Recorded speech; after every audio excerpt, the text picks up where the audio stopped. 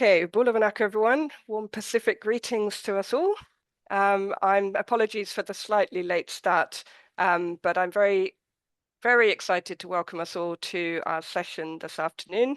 I'm Fiona Willens, the head of linguistics here at USP. And this is our Language Matters in the Pacific webinar series. We're into our second year now.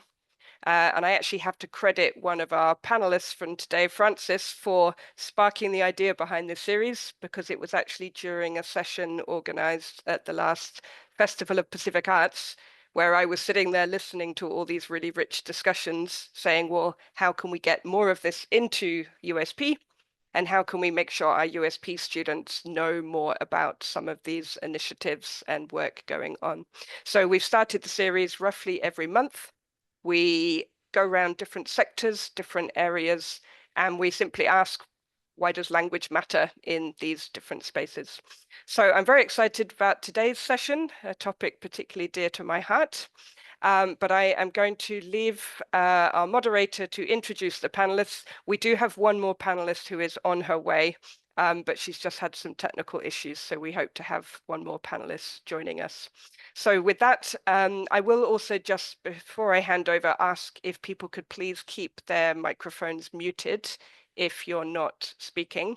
But you're very welcome to put questions in the chat at any time, and then we'll have a session at the end where you could ask your question orally or use the chat if you prefer. So on that, I'm going to hand over to our moderator today, our colleague and current PhD student, Tupo Ratuva Singh, and she will introduce the session and the panelists. Thank you, Tupo. Thank you, Dr. Fiona, and Bula Vinaka, everyone. Thank you for carving out time from your schedules to join us for today's Language Matters in the Pacific series seminar. I would like to take this time to welcome our esteemed panelists.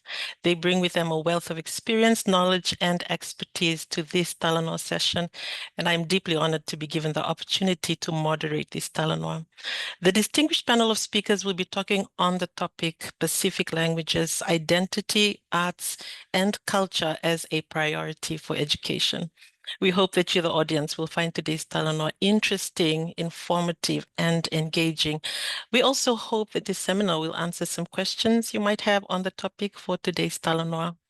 We'll begin the seminar with a short introduction of the panelists, followed by explanations of key terms in this space.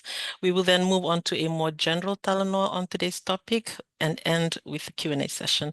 Now I'll give a brief introduction of the panelists who will also be given an opportunity to tell us more about themselves afterwards. First up, we have Associate Professor Seula Johansson Fua, Director at the Institute of Education and Acting Head of School of Pacific Arts, Communication and Education at USP. Next is Associate Professor Francis Koya Vakauta, Team Leader, Culture for Development at SPC. We also have Ms. Bertha Tongahai, who until recently served for many years as Director of Niue's Department of Education. She is also the coordinator for USP's program in Vangahau, Niue. Finally, we have Associate Professor Kabini Sanga, Program Director for the Masters of Education and Postgraduate Studies, School of Education, Victoria University of Wellington. Bula Vinaka to you all. Unfortunately, Mr. Wayne Mendiola is unable to be part of this seminar, and he sends his apologies. I'll now invite each panelist to please introduce yourself and explain why it is important that Pacific identity, culture, arts, and languages are a priority for education. Dr. Francis Vakauta, if you could please take the lead on this.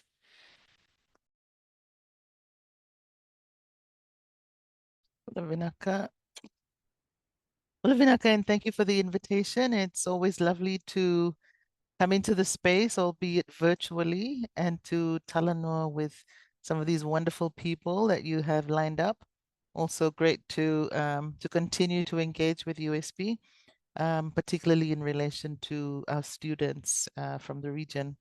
So as an introduction, my name is Francis Vakauta. I'm currently the team leader, Culture for Development at the Pacific Community, SPC, based here in Suva.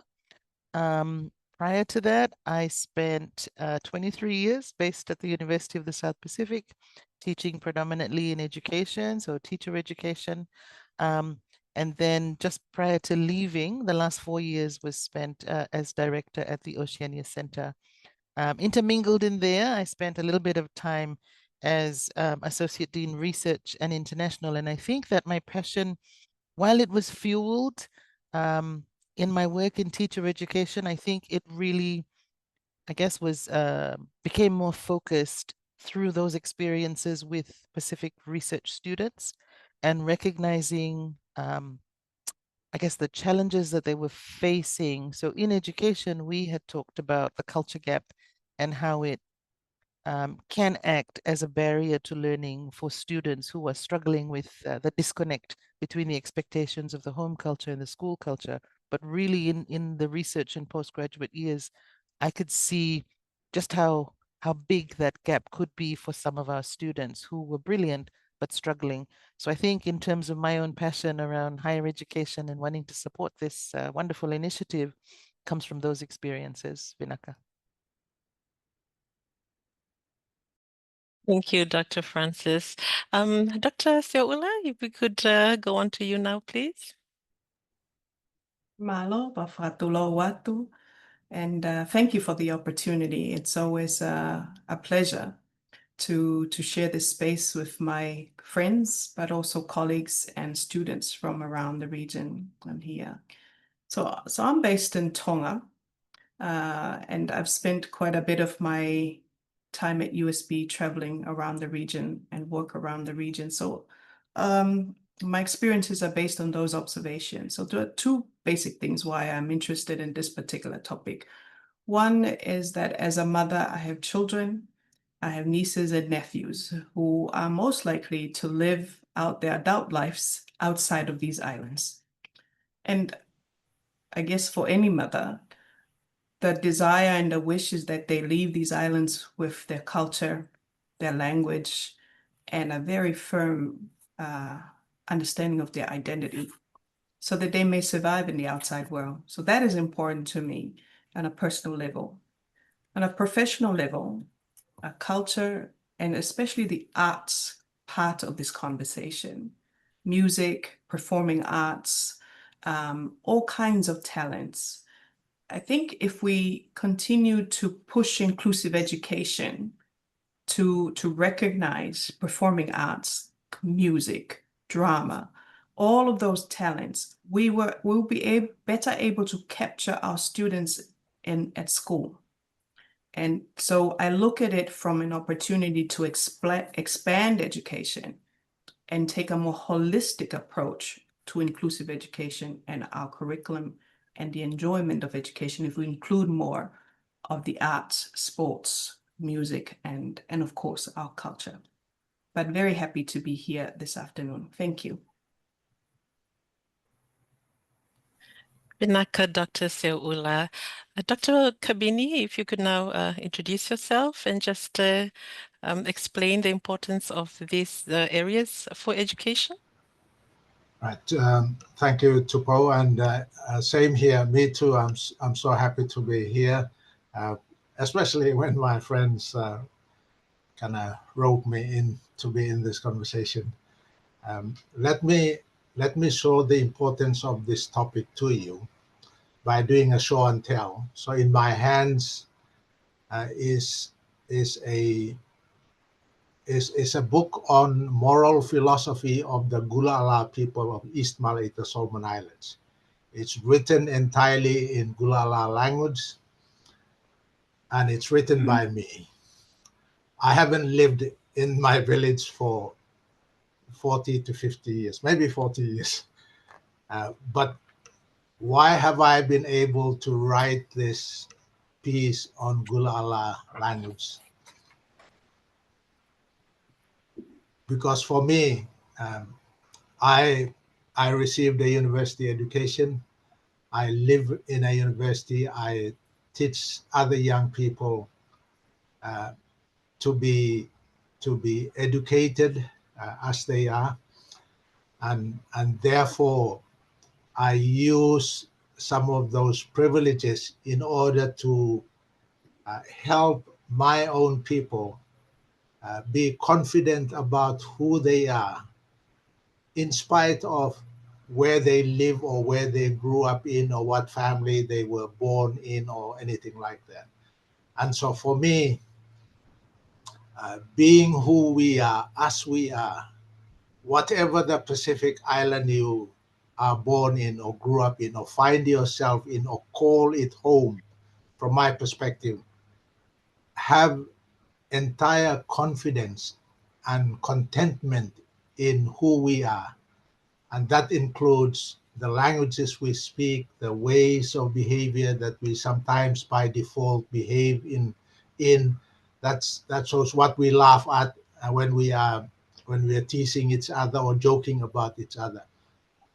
And so I'm saying all of who we are in our settings, in our contexts, are to be appreciated and should really help us to be content about ourselves in order to be the best of ourselves wherever we live, in what part of the world we go to. Thank you, Tupo. Thank you very much for that, Dr. Kabini. We'll move on now to our final panelist, Ms. Bertha Tongahai. I'm not sure if everything is okay with your audio. Are you able to introduce yourself and explain the importance of the topic for education? Thank you, Tupo. Can you hear me? Loud and clear, thank you. Sorry about that. Good afternoon, everyone, and it's really great to be in this space at this point in time. My name is Bertha Tongahai, retired Department of Education Director, and but I'm still continuing with being the course coordinator for the USB certificate in Pacific Vernacular for Wangahau Niue. And also a tutor on that program. I just want to acknowledge the former ministers of education that presented this topic, very important topic on indigenous knowledge, identity, culture, and arts back in 2023. And again, reaffirmed at this year's CPIM.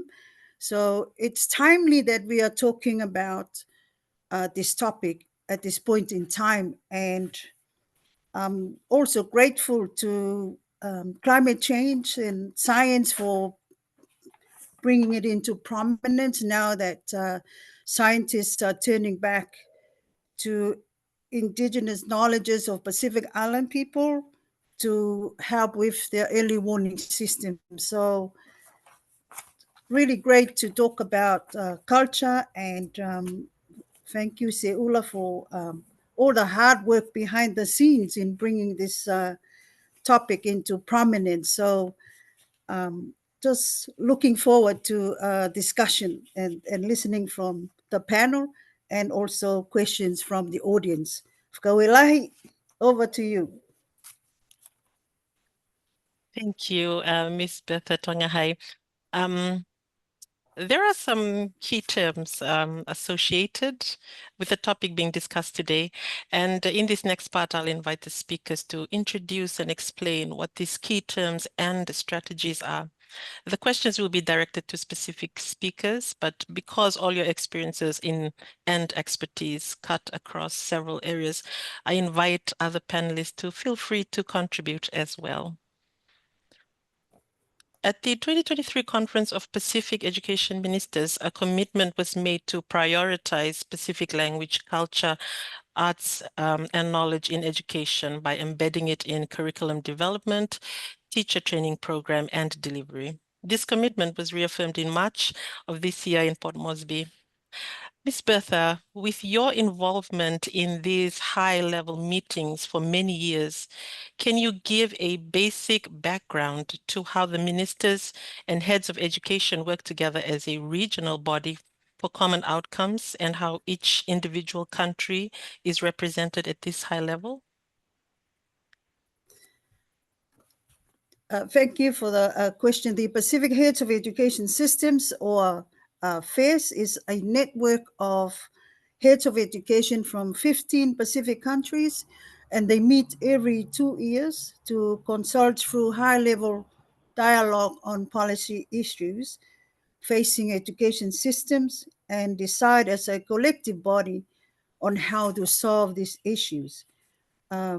FAIRS aims to improve education systems by coordinating national education systems, facilitate cooperation between Pacific Island nations and also other regions, support professional development for educators, and advocate for education standards aligned with global goals.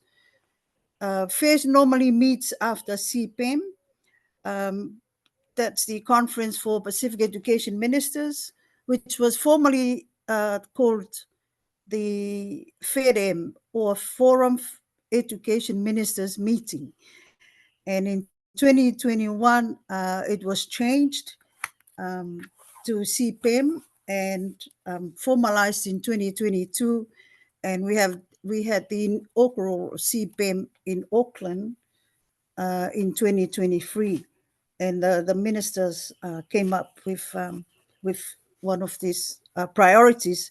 So CPEM is a high-level regional forum. It's a platform for all Pacific ministers of education and other high-level officials to share knowledge, identify priorities, and develop strategies to advance education in the Pacific. As you have reiterated, the second CPEM was held in PNG this year, and I'm so glad that they also endorsed the topic that we're discussing at this moment.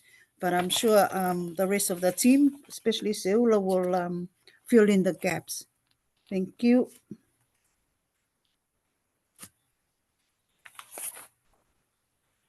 Malo, Bertha, if I can just come in here and add on to this conversation. It's over the years that we've seen there is a increasing participation at both the Conference of the Ministers and the gathering of the education directors of education heads of systems. And over the years, we've also seen a shift in voices that are being represented in these forums. And the recent change to the Conference of Education Ministers, the New Zealand CPEM, as well as the Port Moresby CPEM, gave an opportunity to young people to be represented, gave an opportunity for NGOs to be present, and also more opportunities to teachers and those who are in the front line of teachers and of education to have a voice.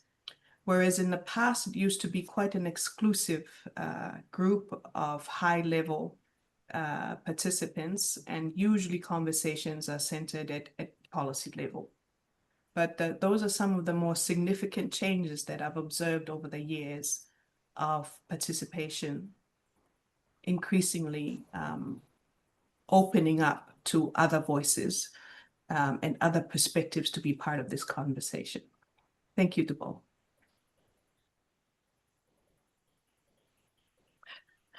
Thank you, Ms. Bertha and Dr. Seula. Another key term that is often mentioned in these spaces is PACREF. Dr. Seula, can you briefly explain what the Pacific Regional Education Framework, or PACREF, is, what it's for, and how it informs and is informed by regional and national education activities? Thank you. So we're very privileged that Bertha is here with us, because the FES signed the PACREF in Niue when Bertha was hosting the FES in Niue. And what is PACREF? So PACREF is a regional policy. It's focusing on education. It is seen as the region's response to the SDGs, particularly SDG 4. It is to end or come to an end in 2030. So it expresses the vision and the guiding framework for all of the 15 countries that have signed up to, of where we want to be by 2030. And within the PACREF, there are 4 big policy areas. One of those policy areas is a focus on quality and relevance of curriculum and assessment. And number 2 is a focus on learning pathways that includes ECE, secondary pathways to promote progression of children across the formal education system. The 3rd policy area is on student outcomes and well-being. And the 4th area of policy focus is on the teaching profession, and that includes teacher education, school leaders.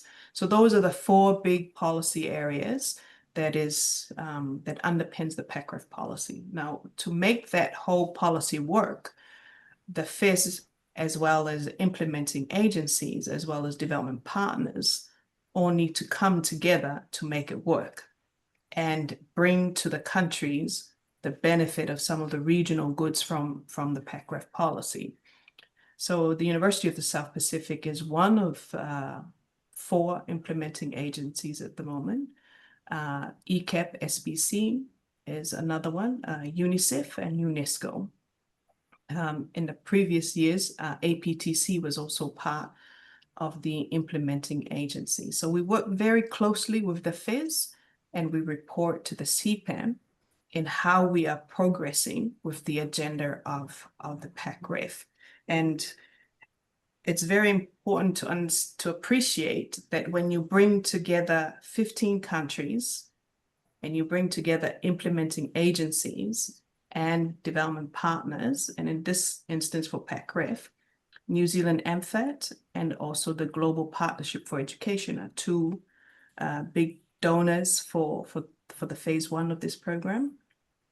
Bringing all of these people together to be guided by the FIS is quite a complex task, but nevertheless a worthwhile task in terms of coordination and in terms of looking for opportunities to collaborate so that we see some benefit in how countries progress their agenda in education. Thank you to both. Thank you, Dr. Seula.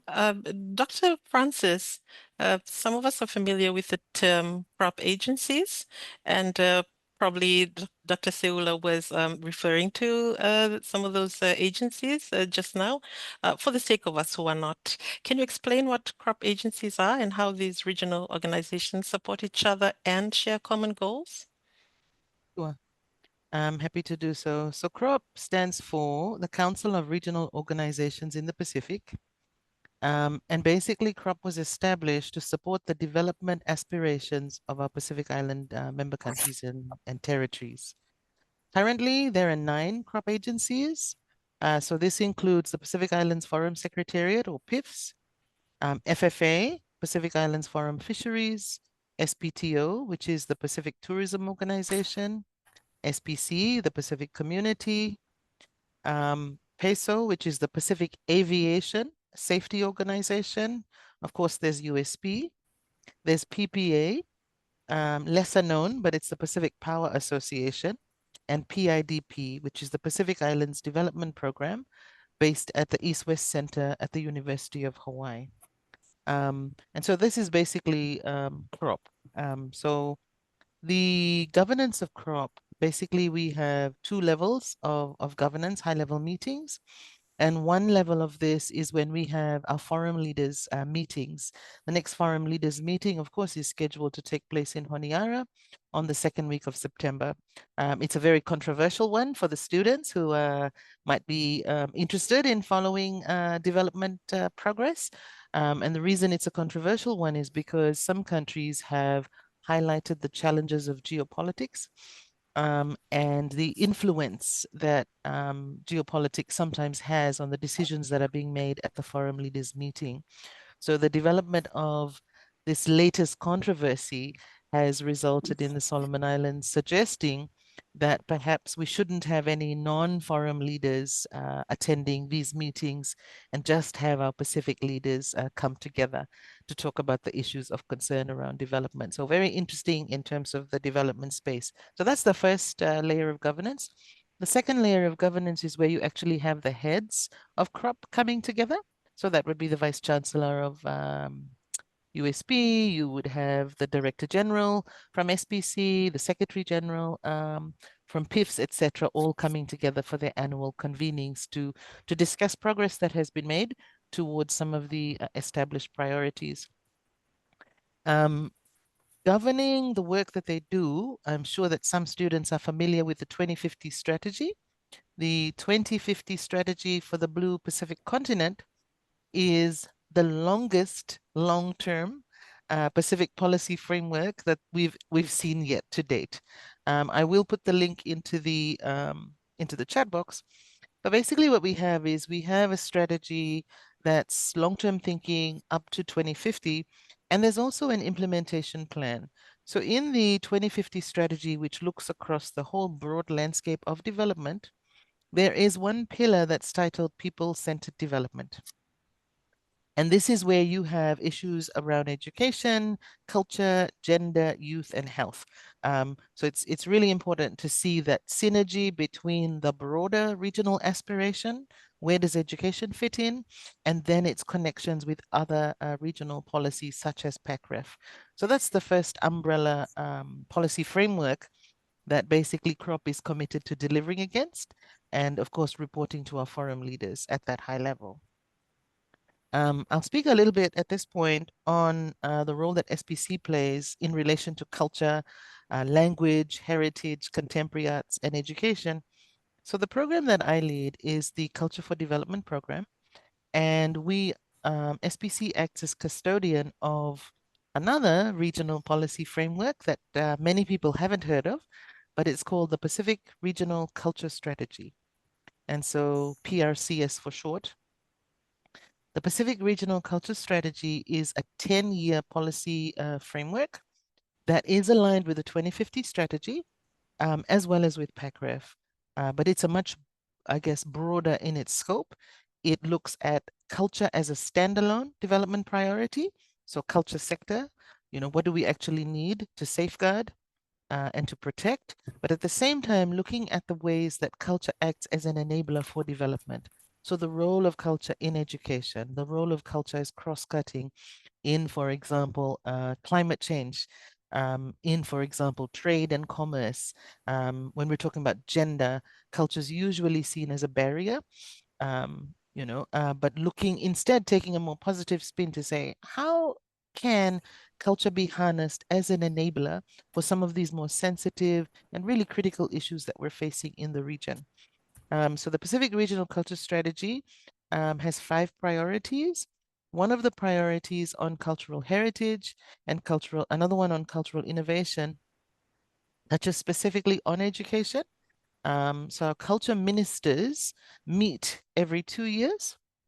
Similar to the education hierarchy or governance system, the senior officials level, which as we heard would be this, in education, and then the ministers, for us, it's called the Council of Pacific Arts and Culture. So these are senior officials. And then they meet annually and they feed into the higher level ministerial meetings. So at the ministerial level, I would say that in the culture space, the culture ministers only regularized their meeting in 2012. So they were very late coming to the table. But the Council of Pacific Arts and Culture is one of the oldest high-level meetings, having been established in 1975. And it's really interesting when you look at the discussions that they've had from the 70s through the 80s, and then really strong increase in the 90s around safeguarding culture, heritage, the arts, and our languages. So many decades before others had begun talking about it and the critical role of education. And before I stop, I just want to flag that I guess an important platform that people don't often think about is the Festival of Pacific Arts and Culture. And this is the second big piece of work that my program oversees or has oversight of. Most people think of a festival and they think, it's fun and games. And if you're from Fiji, you'll think of a Ferris wheel and maybe a beauty pageant affiliated with it, lots of food and candy, that kind of thing. The Festival of Arts, Pacific Arts and Culture, is a site of resistance that hasn't been articulated in that way before. And I say that it's a site of resistance because in 1965, at a high-level meeting facilitated or hosted by SBC in Noumea, so remember, this is 1965. Most of our countries are not independent yet, right?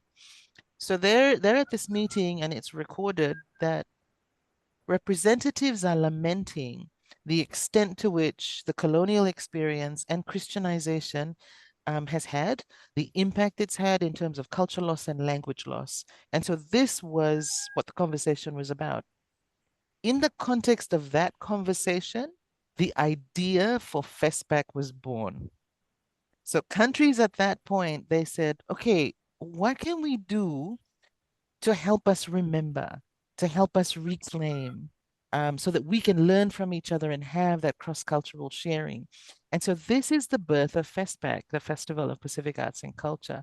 Because the initial idea was flagged or raised by Fiji, which was still not independent, Fiji and the Pacific community then collaborated with UNESCO, the French government at the time, and other partners to launch and host the very first Festival of Pacific Arts and Culture in 1972. So since then, we've had 13 festivals. The most recent was in Hawaii last year. And if you haven't been to FESPAC, it must be on your to-do list or bucket list, because anyone who's been there will tell you that it's an absolutely transformational experience. It happens every 4 years. And it is a platform on which you see the heritage components, the language components, conferences, symposiums, as well as increasingly now the contemporary arts as well. So the conversations around climate change, around governance, around sovereignty, around some of those sensitive issues coming up really big in those spaces. So yeah, those are some of the, I think, technical elements that I think are important to understand as the backdrop or context of this, and to say it's so exciting to see that we finally are at a position where we have the political will, and our leaders are all singing from the same hymn book, so to speak, recognizing the value of culture, language, and the arts, but also just wanting to say, this is not something that's happened overnight or over the last 5 years. This is decades of conversation, struggle, and resistance, and we're starting to see, some real sense of autonomy happening now, which is really, really exciting. So I'll put some of those links in the chat box, and happy for others to reach out, post the webinar if they want more information on some of the culture things that I talked about, Malo. Thank you very much, Dr. Francis, for that. Dr. Kabini, can you please give us a potted history of the Rethinking Pacific Education Initiative by Pacific Peoples for Pacific Peoples, or RPEIPP, and how it has led a lot of the rethinking work in education that has brought us to the present time? Basically, why was rethinking needed, and what kind of rethinking has eventuated? Right, thank you, Tupo. Let me begin by giving you an unofficial piece of history in trying to link what used to be FEDEM with Rethinking Pacific Education Initiative. FEDEM actually, or the Ministers of Education meeting, wasn't actually there. And here's the unofficial history. It was the RPEI that helped to get the Forum Ministers of Education meeting to meet, which meant that as the RPEI person, I was managing the whole movement. I was the only Pacific educator, or any educator for that matter, that was sitting with ministers and their officials in the first 2 meetings of the ministers. The link I am making, though unofficial, unless we go back to the records of the Forum Ministers of Education minutes, the link I am making is that an important regional capacity now is actually, in my view, directly linked to the RPIPP. I can name you the people who were involved in sorting that out, or at least tempting the governments to agree to that. And Francis is right in saying that some of the advocacy for prioritizing language, prioritizing culture, go way back. And it is true in the RPIPP story, in one of the first, could have been third meeting, Konai Thayman Anataufilungaki, our dear friend who has moved on, and I made a presentation to the ministers' meeting speaking exactly on the same issues. So that's an unofficial history, but coming from what they call an eyewitness, because I was there doing the behind the scenes moving of pieces to make some things happen. Having said that, let me say again that the RPIPP was a movement and still is a movement. Look at Bertha, my friend Bertha, who is here in the forum right now. Look at Francis and Seula. They are part of this movement. Each of you who is listening in, who is in this conversation now, is part of that movement. So it was created as a story. It is still created as a story today, so that we might even see ourselves in the invitational vision that ours is the responsibility to assume responsibility for ourselves in our homes, wherever our homes are. Whether you have just made Fiji your home a couple of years ago, or whether you were born in Fiji and therefore you call Fiji home. RPIPP, from my perspective, as the curator of the vision, was to say, let's assume responsibility for ourselves. And in assuming responsibility for ourselves, play the primary role in casting the visions for ourselves, doing what is needed to be done so that we might take care of ourselves. So in that sense, we don't quickly run to blame someone else or anybody else, because we are assuming responsibility in a leadership sense. Of course, many of you will have come across this first book that was put out in 2002 maybe. But if you're looking for products, if you're looking for things to show, of course, I have 23 books on my shelves. I can do a show and tell right now. And of course, we did one of my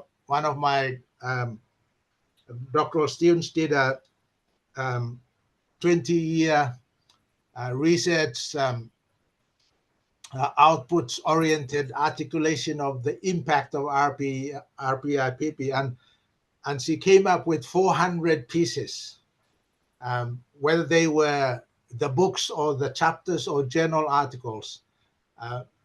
But all that was really based on a vision to assume responsibility for ourselves and our region, our homes, whether our homes might be schools or whether they are ministries of education or whatever, but in an agentic sense, in understanding that we had no choice, for most of us at least, had no choice in being Solomon Islanders or Tongans or Fijians or whatever.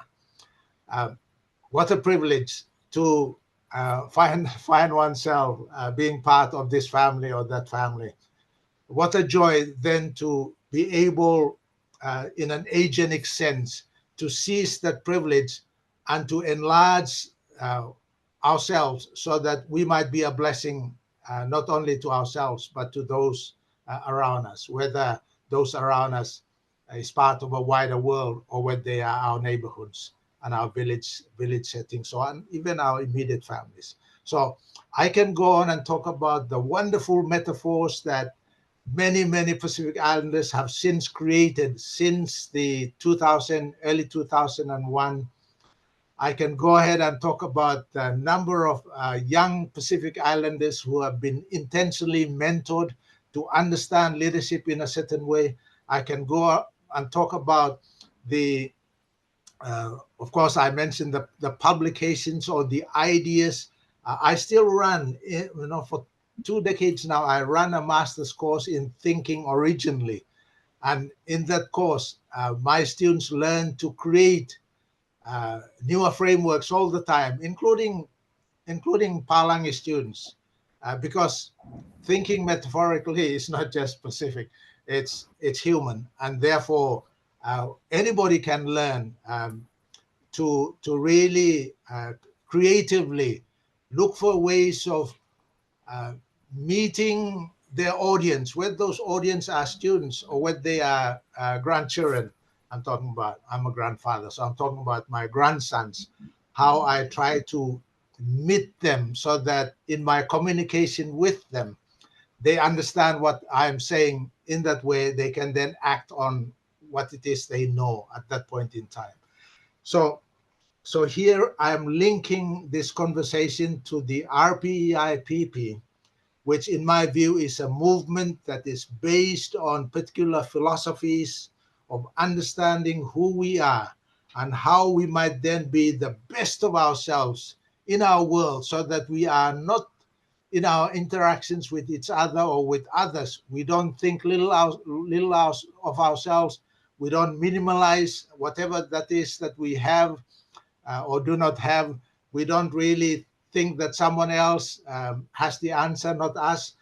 And all that negative thinking and the associated bad attitudes that go with that might in fact be freed, so that we don't make, through our socialization in schooling, we don't make what I call what do I call that? I call we go away from being enslaved in our minds. Thank you, Tupo. I'll stop there. Thank you very much, Dr. Kabini. We'll now turn our attention to the current high-level focus on language, culture, knowledge system, and art is the #1 priority for Pacific education. In this next session, we will have a more general talanoa among the panelists, but I will nominate one of you to take the lead. Coming back to the recent developments at CPEM and in 2023 and 2025, the major question we have to ask now is, how do we now find ourselves in the situation in which ministers now recognize the value of languages, cultures, arts, and knowledge systems as the #1 priority for Pacific education? And what needs to happen next to ensure that these commitments turn into action, both regionally and at country level? Dr. Seula, if you could please take the lead on this. Malatupo. I think the comments, by defining all the key terms, we've answered your first question. It didn't happen overnight. Multiple players and stakeholders and movements have taken us to this point in time. So let me try and answer the second question, which is what needs to happen next. And I can only answer as a regional crop agency, so from a university perspective. In the meeting in Port Moresby, one of the key directions from the ministers was to draw up a regionally agreed set of indicators that we can track how we are mainstreaming culture, language, and arts into our education system. So I think that that's a critical move in choosing to measure this, because the indicators for education are generally on literacy, on numeracy, how many teachers have received training, or how many students are retained in education. But taking the bold move to make sure that there are agreed indicators and put that into our reporting system, which was the second part of the directive from the ministers, is that on a regular basis, when we generate the SOBA report, which is the standard status of Pacific Education report produced by SBC ECAT, that in that report, we also report on these indicators and how are the 15 countries plus the crop agencies progressing this vision. So we're able to track it and to measure it.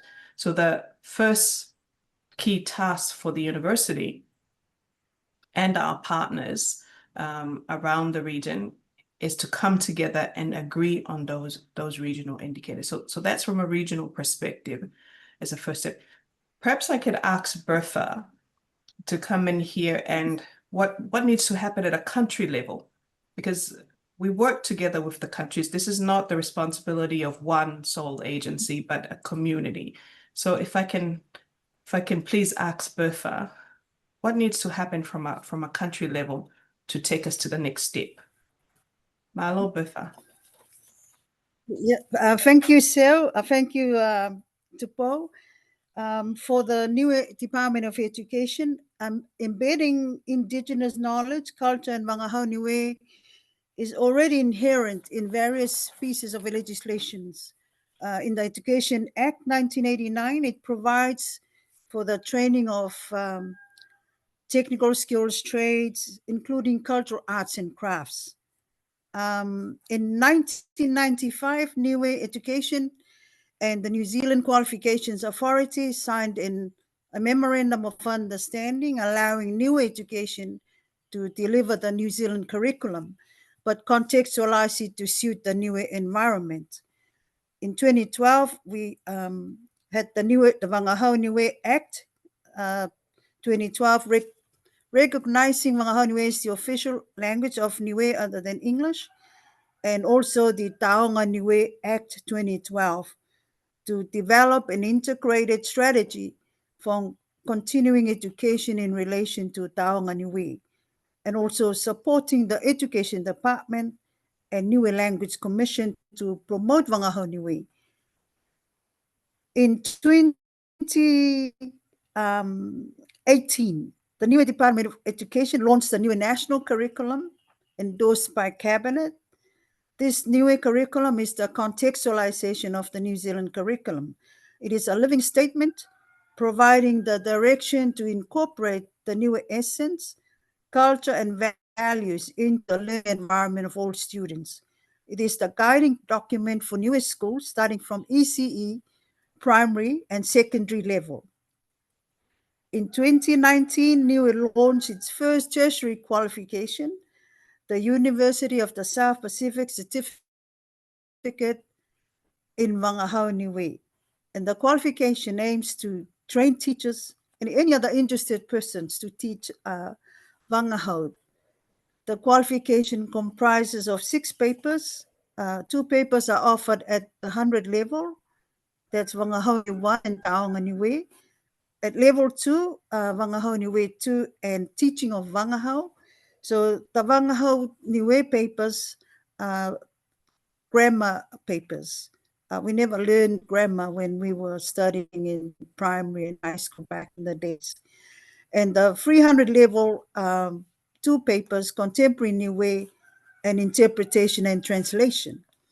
But in the same year, former USB lecturer Lindley Tallock, together with her undergraduate students, formulated a new model of learning called Koe Niu E, Behold the Coconut. And this is a visual model of sustainable education that we will be launching in October this year. So we will be able to share with other Pacific countries, but the model provides a reflective and transferable framework for educators seeking to design culturally sustaining and ecologically grounded education in Pacific contexts.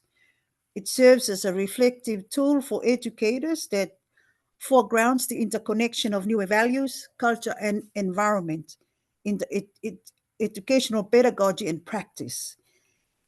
So we look forward to that. And but there has been a lot of resources also developed in the Pacific. 2020 under the Education for Sustainable Development by UNESCO, JFIT, and IOE, developed by, coordinated by the late Ruth Moore and Dr. Linley Tulloch. There was resources developed for ECCE, primary, secondary, and tertiary levels produced for the Kingdom of Tonga, Tuvalu, Niue, Nauru, and the Republic of Fiji, Vanuatu, and Solomon Islands. And there was a development of a series of science-related topics and contextualized to those countries. In 2022, SPREP also, under the climate Accelerating Climate Education Project with GIZ and SBC, they also developed Learning About Climate Change the Pacific Way, a guide for Pacific teachers, and that covers Niue, Fiji, Kiribati, Samoa, Tonga, Nauru, and Vanuatu. I forgot. In 2019, Niue was fortunate to have the assistance of the Reach to Reef project, funding its own environmental education for sustainability resource booklet for teachers and students' workbook. So I'm just so glad that we have the Niue Ocean-wide team also introducing ocean literacy this year. So there's quite a lot of work that has been put into resources for culture that we can adapt and adopt to be used in our country. So it's not as if we're starting from scratch. It's great that we already have some of these resources in place. And I believe that for it to happen in each specific country, there should be a very strong curriculum division in the departments of education to take the lead in this development. And whoever is bilingual and strong in indigenous knowledge in those countries, they should take the lead in terms of advancing this topic. Thank you, Tupo. Thank you very much, Madam Bertha, and also to you, Dr. Seoula. I'd like to now shift the focus and put it on academia in these spaces. What is the role of scholarship or academia in these spaces? And how does theory change into practice? And how do we ensure that the values of RPEIPP still underpin changes agreed at ministerial level? Dr. Kabini, I'd like to ask you to take the lead on this question, and maybe also ask Dr. Francis to have an input on research as a cross-cutting priority within the regional culture strategy. Naka Tupo, let me state some basic understandings or basic assumptions. For me, each one of us, including each of us who is in this space right now, each one of us is gifted, each one is knowledgeable, each one is able, which also means whether or not you are at the university or in the village, every human being is dignified as described. And with that understanding, it then makes sense not to really in a hierarchical sense think that university has the answers, or those of us who are based at the university have the answers as compared to our relatives in a village setting. Otherwise, we will think as if some abilities are better than others, some giftings are better than others, or some knowledge are better than others. So I'm painting a basic foundational understanding that is essential for probably making sense of where I'm coming from. I do not at any time think that any of my relatives is less able, less gifted than me. Now, when I look at some of the scholarship on Melanesian or Solomon Island talk story, which is really animated and has taken off in the practice of Solomon Islands government or Solomon Island students are running with it. Even ordinary villagers are settled on it. They can talk about it. They can animate it. They can do something else with it. The way some of us had approached the relationship between university and village or the community is actually premised on some of the foundational understandings I started off with. And in appreciating that each one of us is equally able and equally gifted, we can then appreciate the need for callings, the need for interest, the need for what may even be passions.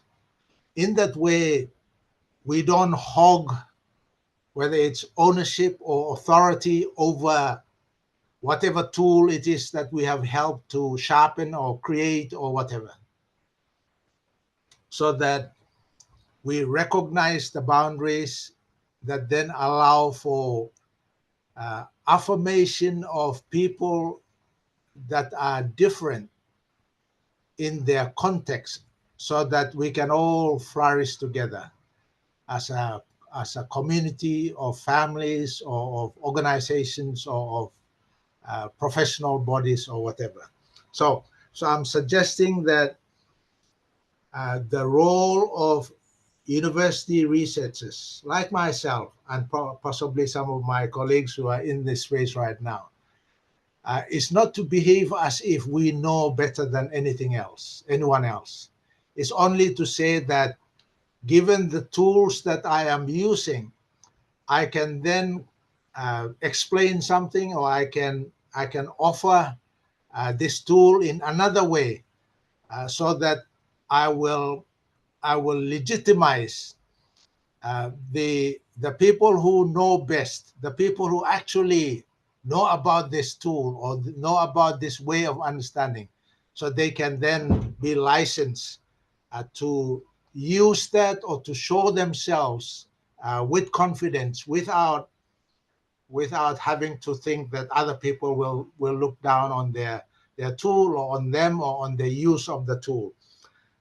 And so I'm calling for those of us who are university based to exercise.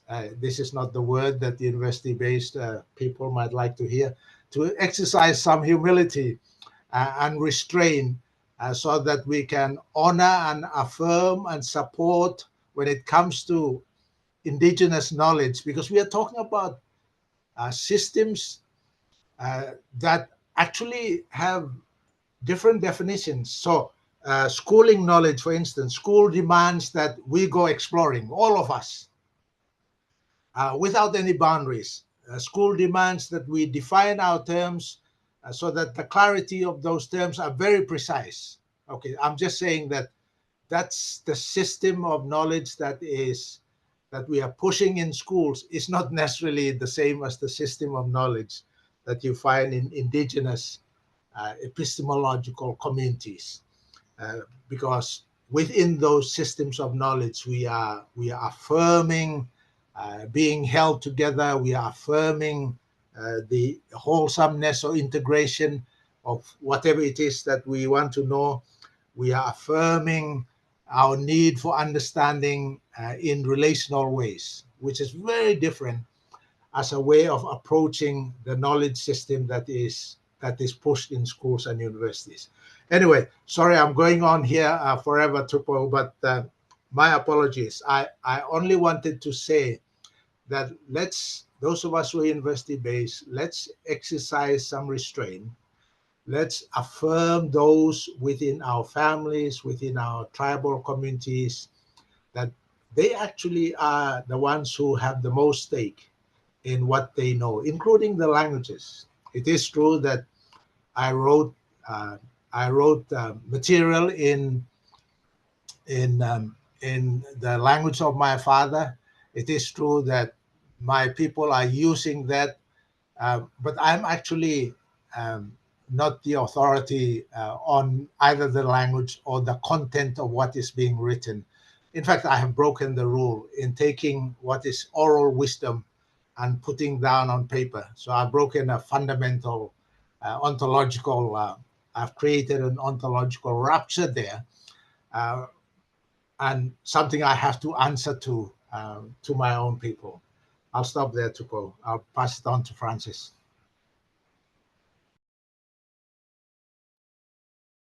Thank you for this question, and I'm not sure I want to respond. I think that was such an interesting response from you, Kabini. I'd love to listen to more, but I guess in the interest of time and honoring my obligation to share as well, I think that's a really nice segue. There's I think an important conversation that we don't create spaces for, and this is this idea of the secret and sacred. And before I get to my I guess my more substantive response, I just wanted to tap into that last component of Kabini's response. When in my role as Associate Dean, when I was still at USP, there were at least 2 instances that I was aware of where a student doing the master's, one was a master's and one was a PhD. The master's one seemed to be the more obvious one. Someone from Fiji who we really felt had not gotten permission from the community to document and share what might be referred to as secret and sacred knowledge. So I think this is a really important component when we talk about research and research at the academy. The student, however, came from, chiefly family, a family of knowledge holders. And so in the student's mind, it was fine. It was okay. The subsequent consequence of the student's actions was that everyone who then had to read the thesis got sick in some way or form, some shape or form. And so when you're thinking about, I think this is a really important kind of example of the point of difference when it comes to Pacific research and some of the conversations that need to be had when we think about academic research in a very kind of Western, almost sterile kind of way. It's objective, it's often scientific. We're studying a phenomenon, and you're not comfortable delving into the spiritual or the sacred because that's in a realm that you want to put into the superstitious kind of box. But I think these are really important conversations and a really good example of what makes our research different, some of the nuances. And at what point do we consciously make a decision as a community or as a knowledge holder to shift that thinking? And so Kabini's example being one of the importance of safeguarding and making a conscious decision. A similar example we would have seen, not documented research, but sharing of knowledge, would be around navigation. And there's a lot of controversy around this, where the late, and people refer to him as Papa Mau. So Mau Pialug, who's a celebrated master navigator in the region from the Satawal Islands in Micronesia, who made a conscious decision to share indigenous knowledge to Polynesians and Melanesians so that they could remember navigational knowledge. So in his mind, it wasn't losing, it was strength, because we are one people. It was that kind of, because of that, we now have the voyaging societies and it's vibrant, etc., all of that. So, I mean, I think that there are 2 parts here. One is, okay, this idea of the free, prior informed consent and sacred knowledge. And then on the other hand, it's this conscious decision of the critical role of research and how communities can take ownership of that in safeguarding and documenting. So I think that was a really nice segue. So I just kind of wanted to, for the students in the room, there is a really interesting, very short, not a fancy academic paper. And some of your lecturers might say it's outdated, but it's by Zurich and Young, and it's 1997. And so, if you're a Puritan academic, you'd be like telling your students 20 years only, anything beyond that is outdated, but knowledge is still valuable. And this particular piece of writing, I think, for me, marked a real shift in my own thinking, because it articulates questions I knew I had but didn't have the words to frame. Like, you know that there's an issue, but it's like it's on the tip of your tongue, but you can't find the words. Reading this essay was kind of like that. And so Zurich and Young talk about institutional racism, structural racism, and epistemological racism. And for the first time, it was like, it's like the light bulb going off in this aha moment where it's like, oh, that's why you constantly feel like you're hitting your head against a brick wall. Well, this is why it's difficult to navigate the space, because the system doesn't take into consideration our context. It's not contextually relevant. And so that kind of culture gap, I guess, in the research space as well. So I'm happy to put that link in the chat box as well for students who are interested in exploring their own thinking and perhaps framing moving forward. But I think for me, when we ask the question about Pacific research and educational research, a few things kind of spring to mind. One is the need to transform our systems. And I think that going back to what Kabini had already shared about the Rethinking Pacific Education Initiative as a movement, which for many, I guess, emerging academics and scholars who were blessed and privileged to be part of this journey, to be given a point of reference for the validation that our way of thinking and doing may be different, but that doesn't make it less valid. And I think that that's really important, the need to transform systems and the critical role of movements such as the RPEIPP. And I really love the full RPEIPP, because I think that the for and by Pacific people is a critical part of this.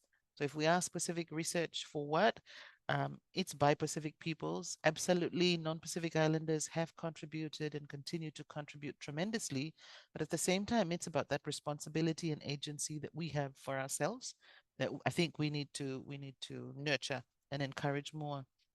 The second point I wanted to make around this is the need to recognize that research, when it happens, whether it happens in education or development, there is an extractive component or nature to it, of the taking. And we need to acknowledge that. So increasingly now you're hearing conversations about ethical guidelines, you know, for working meaningfully in communities. So what does it mean to work ethically with indigenous and cultural communities? How do they benefit from this research? So not just I'm coming in, I'm doing the research, I'll get my PhD, I'm going to go away, I'll never see them again, but I'll become the expert of their knowledge, which is a really old way of thinking, right? About some of the research that's actually happened. So that extractive nature. So now really thinking about what benefit to the local community, what does free, prior, and informed consent look like? In the age of AI, increasingly now having to think about what data sovereignty looks like.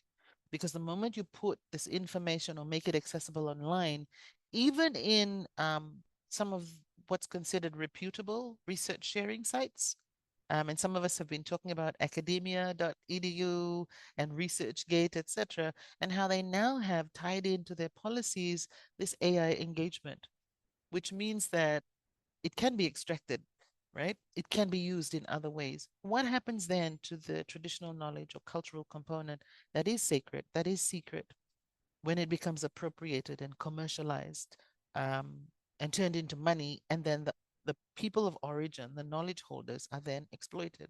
What happens then? What happens to their sovereignty? So these, I think, are some of the more nuanced conversations that we're starting to have now around data sovereignty, not just around AI, but there's a whole lot of stuff in that space. And then increasingly the free, prior, informed consent, what does that look like? And then access and benefit sharing.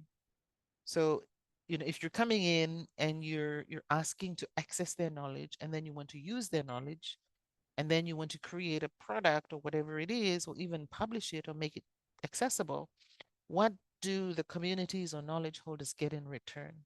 And I think that this is a really important part of the conversation, beyond the classroom, like primary and secondary, which is so important.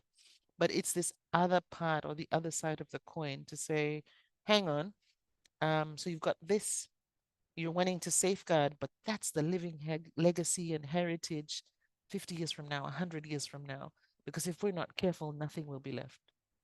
So I think these are some of the big questions that we're starting to ask in the development space. Questions around how can we strengthen higher education so that it's speaking to development? And how can we strengthen development so that it's listening to and speaking to higher education? So there's contextual research and development, but also contextual, university and academia and scholarly work coming out as well. I think that there's a lot of growth and maturity in our thinking in the region. And I don't think it's new. I think it's always been there, that we have been leaders in the space the region has, and it's something that makes me feel extremely proud. If we think about the work that's being led by the World Intellectual Property Organization around safeguarding traditional knowledge, many people don't realize that it was the Pacific in the 90s that started some of these early conversations. So yes, we haven't reached where we want to go, and yes, there are more questions and challenges we need to unpack, but the Pacific voice is strong. And there are lots of interesting conversations that are happening that I'm sure that the students may be interested in unpacking in direct relation to their own areas of interest, whether it's language, whether it's cultural heritage, whether it's the arts, or whether it's in that more legal kind of space, thinking about the future policy, thinking about safeguarding, or commercializing, or thinking about how they might support their own communities as well.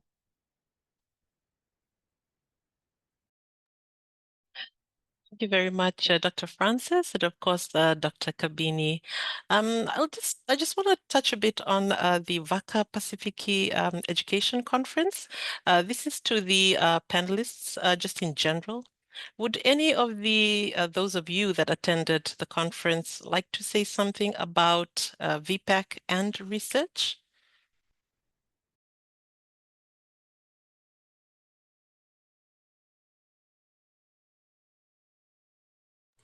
Let me just jump in here in my role as a secretariat to the Pacific Education Research Foundation, which is the board that guides the work of the Vaka Pacifici. But very quickly, because I'm conscious that there are a lot of questions that the audience wants to answer. So Vaka Pacifici this year was up in Marshall Islands. We had a tremendous turnout from our Micronesian cousins. And the research that we're seeing at the Vaka this year is coming from a much younger crop of Pacific students. You could see the confidence, and you could also see their exploration of Pacific methodologies and Pacific frameworks, and that is so encouraging. So everything that Kapini and Francis talked about, we're seeing that come through on our younger Pacific researchers, and we certainly hope to see more of them in the next Vaka Pacifici that will be in the beautiful Rarotonga and the Cook Islands. Thank you to both.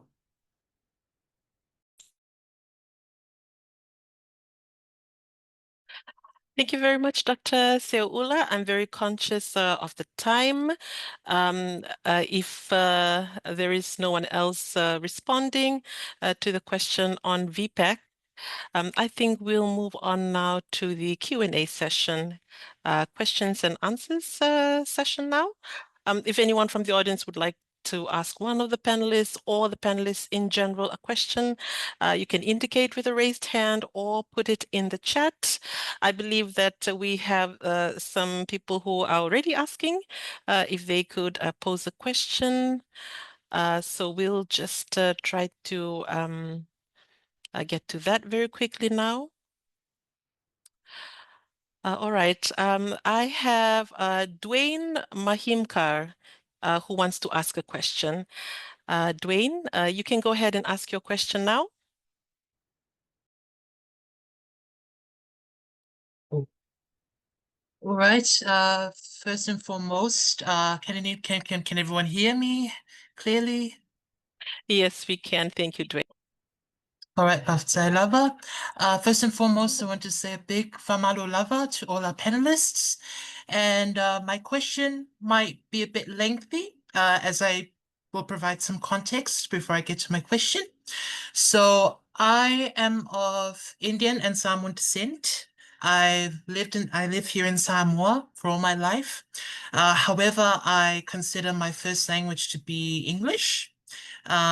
So when it comes to learning Samoan, I find it quite difficult, as not just in the language aspect, but also in the cultural aspect as well. When I learned Samoan in formal education. And on top of that, I have ADHD.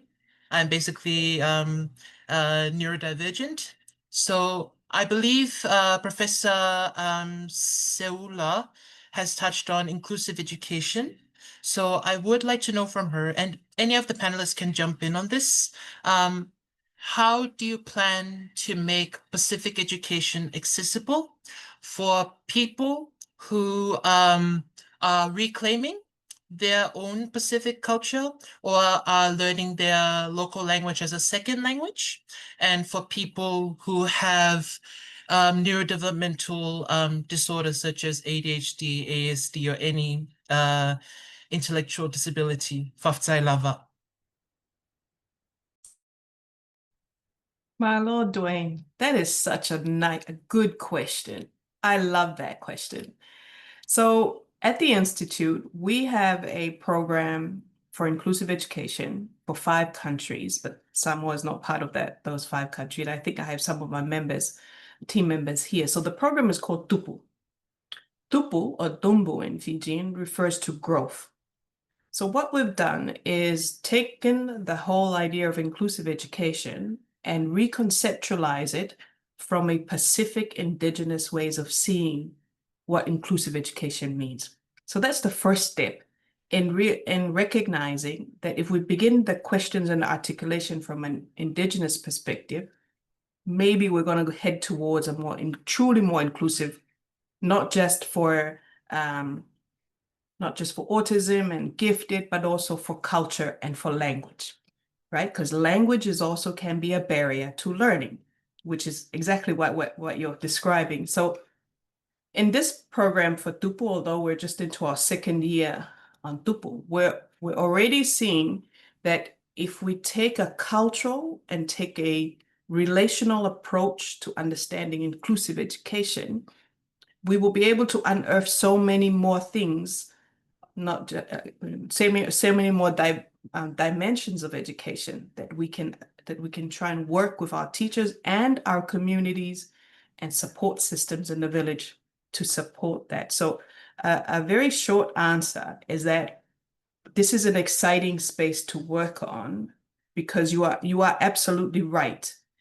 For inclusive education to truly be relevant and support all students move forward, we must be able to conceptualize it and begin from a cultural linguistics perspective.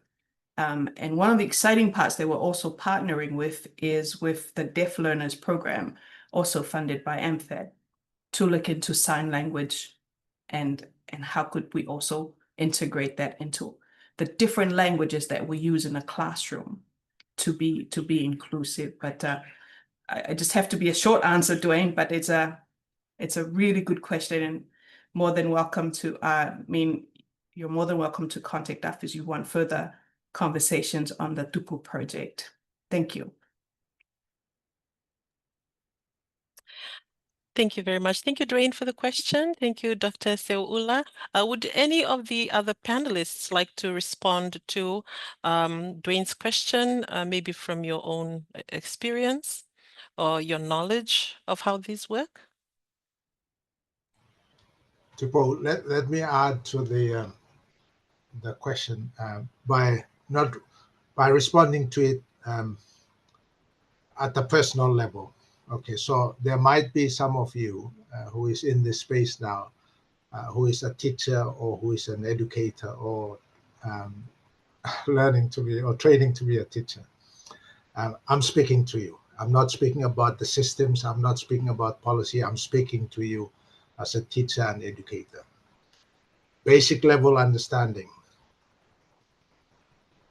every one of our students, we did not pick, we did not choose. Every one of our students is an individual.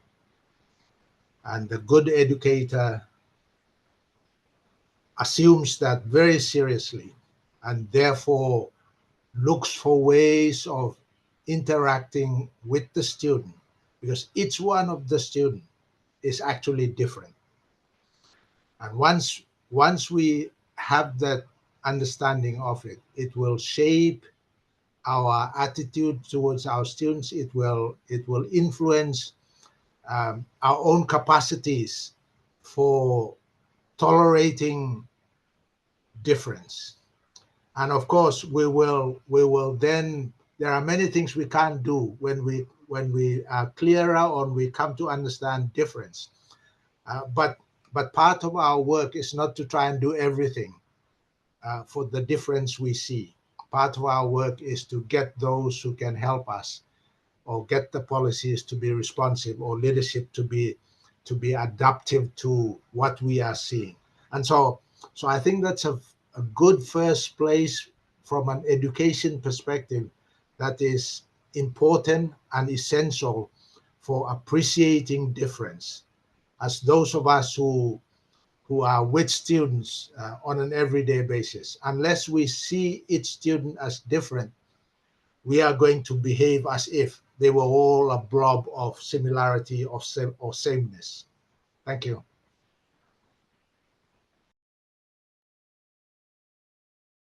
Thank you very much, Dr. Kabini, for that response. If no one else would like to respond to Dwayne's question, I'll just move on now to another question that I see here in the chat.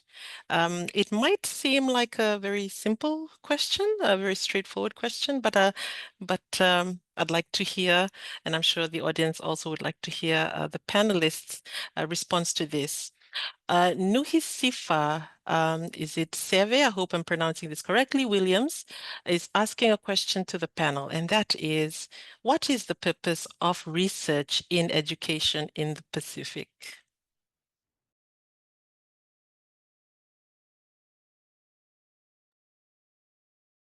Maybe we'll start with Bertha. Madam Bertha, if you are still around, if you are with us.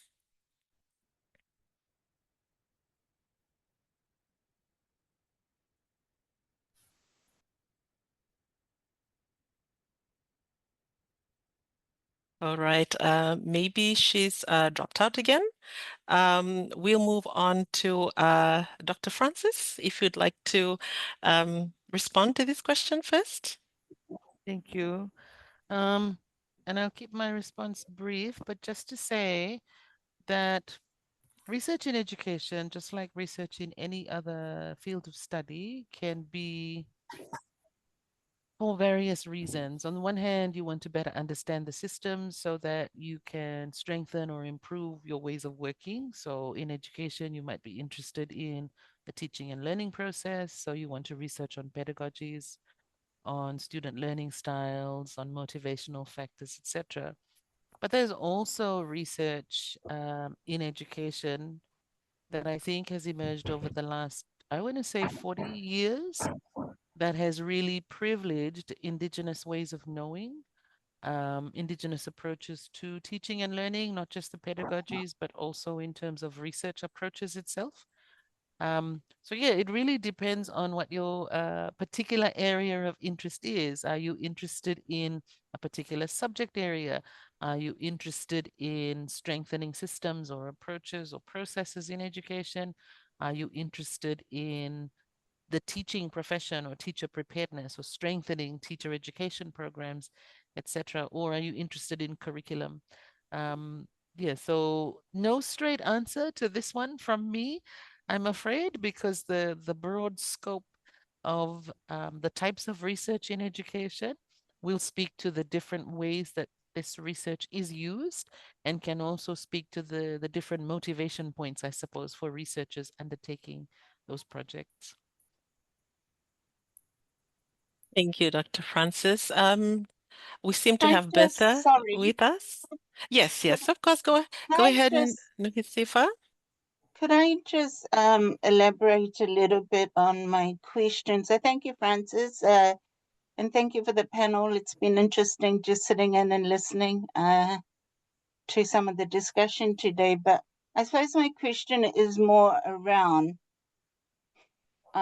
research and education. Are we looking in the Pacific? Are you looking to change some of the things that you have talked about a little bit earlier, Francis, institutional racism, all that kind of stuff, the structures, or are we simply looking to teach better, implement other indigenous ways of thinking and thinking, etc.? What is their purpose in the Pacific in particular? I'm really interested in it because I can hear the discussions around culture and language. And yet for Niue in particular, the population of Niue is in New Zealand. So if we think about language, for example, retaining the Niue language is going to be determined by the population in New Zealand. So when we're talking about some of the things that you're talking about in terms of policies, etc., if you have a population that is offshore, away from the island, how does what you're doing impact on that particular island in terms of culture and language? Because I think that's a discussion today. And also just one other part of the question too, what are the current research priorities in the Pacific around research and education?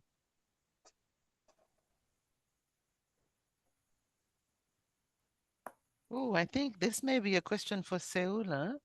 Given that you're more deeply entrenched in the CPAM conversational space, I can, of course, speak to the culture one, and just to very briefly say that in the Pacific Regional Culture Strategy, we have 5 priority areas that the region has identified. That's around culture policy, cultural heritage, cultural well-being, cultural innovation, and cultural statistics. And the 3 cross-cutting priorities are around research, youth, and capacity strengthening. So when we talk about culture and research and education in the culture space, it cuts across all of those areas. So we have very clear kind of priorities. But if we're looking at education, in a more purist kind of sense, I think that perhaps Seula and Kabini would be much better placed to speak to the regional priorities that are emerging. Thank you, Francis. If I may just quickly support here. So as we explained earlier in this piece, is that crop agencies, including the university, our direction is given from the Conference of Pacific Education Ministers. So CPAM 23 and CPAM 25 lays out the priorities for the region. How are those priorities identified? They're identified through various mechanisms that feed up to the ministerial level. And they lay out what those priorities are. So one of those priorities is Pacific language, identity, and culture, teacher supply and motivation, ICT and education, TVET and education, ECE, inclusive education. So those are some of the key priorities for the region. Our job then at the university is to try and channel research to meet those requirements and meet and better understand those problems. So in a sense, the purpose of research for us and for me personally is to try and better understand a problem, try and find some solutions to those problems. The Kakala research framework that Professor Konai, Anadao Lungaki, and myself worked on, the last 2 components of the Kakala framework talks about the purpose of education for Tongans, and it's guided by those ethics and concepts that are Tongan from that side. So that's just a very quick answer to a very good question. Thank you.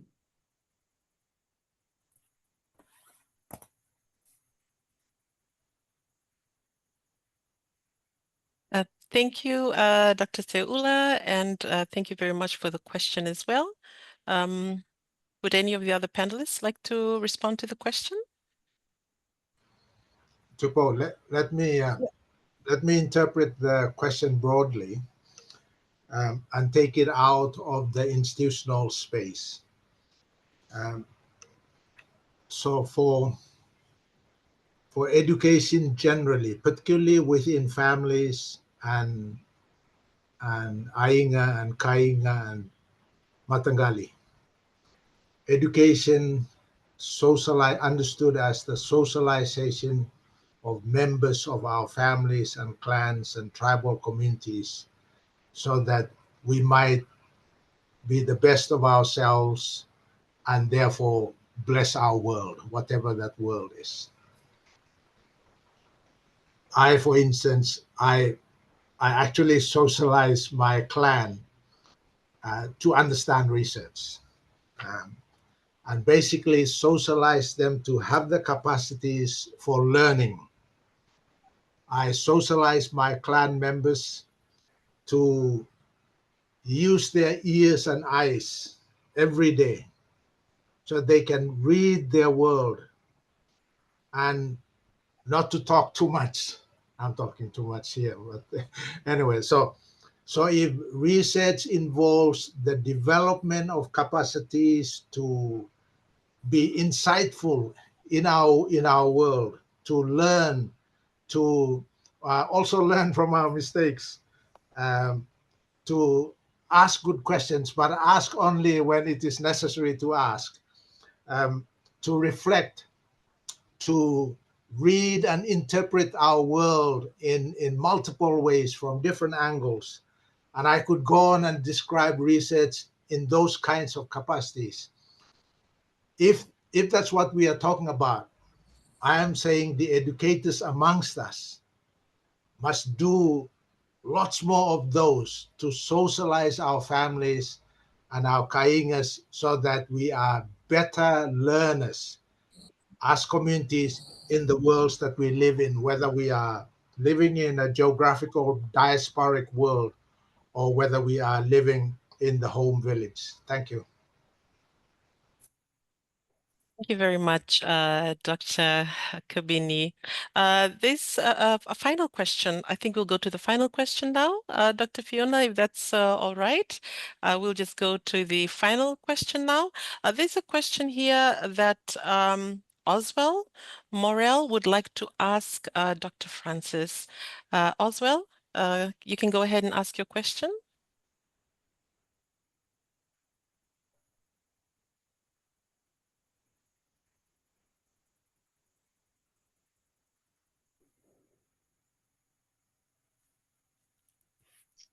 Hello, everybody.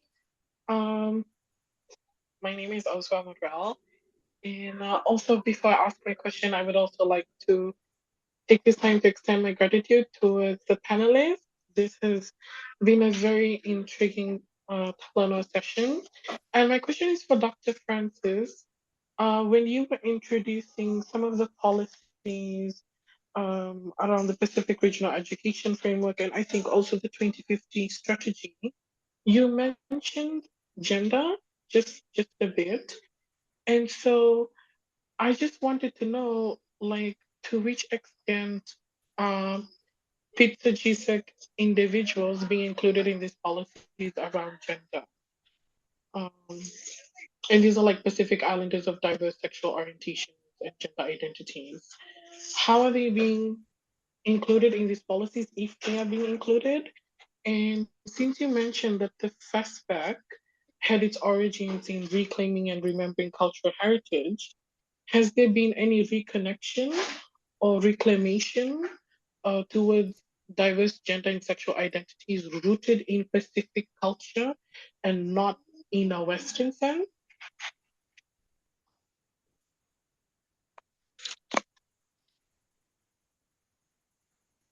Thank you for that question. That's a really important, I think, conversation, which hint to Fiona and the team this would make a really interesting panel on its own. I think there's a lot that needs to be unpacked here, particularly around language and the linguistic, element of this conversation around gender equality and gender diversity in the Pacific.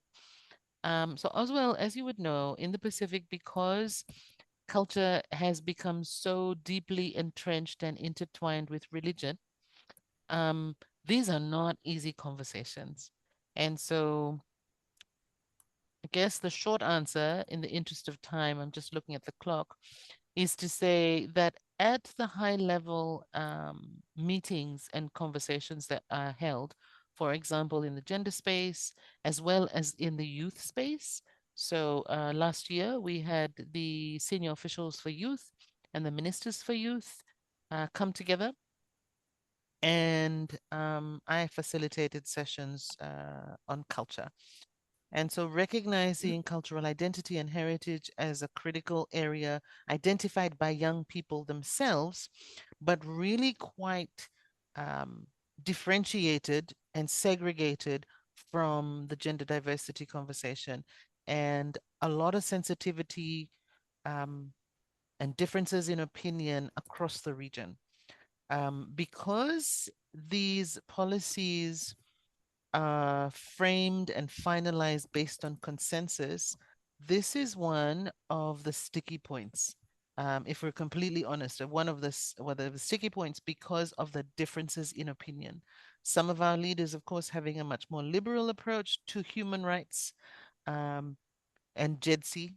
So, gender equality, people living with disabilities, and social inclusion much more broadly.